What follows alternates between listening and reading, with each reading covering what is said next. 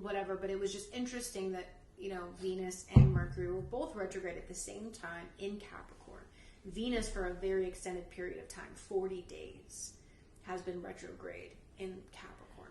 Oh, that's funny, because he also said they broke up, right before Christmas. So that was, Venus retrograde? Oh, yeah, it wasn't going to last. It wasn't going to last, honey. And that's why that article was saying, reevaluating what's important to you and all these things. And that's what the theme has been with that retrograde was, it's no holds bar right now because... What? No holds bar. Meaning,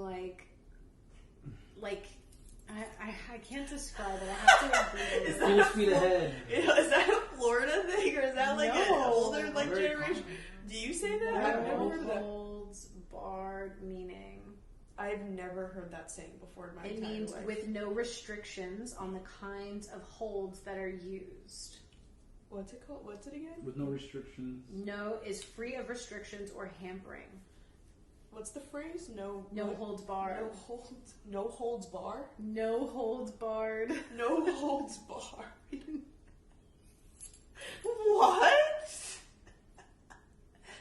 I just thought everyone knew that phrase. Apparently, I didn't know that it applies to wrestling. That's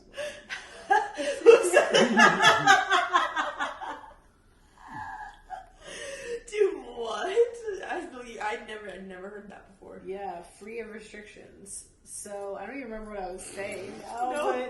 Just the collective of that energy of all restrictions lifted, I guess. Are you talking about the COVID man? I'm just kidding. I don't remember what was I even I think just you were talking about the Venus and the retrograde and this. It's there's no restrictions right now where it's everyone is moving into a time of freedom in the sense that everyone's gonna have to find their inner freedom without restrictions, without that judgment, without all of those things.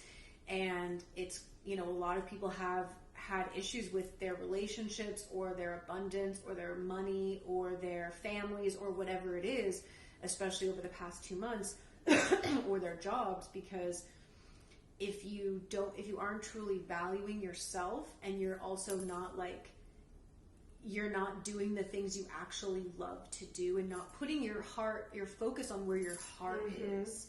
You're putting it on what either the needs, wants, desires are, or him, what others' expectations are. You're living not for yourself. Yeah.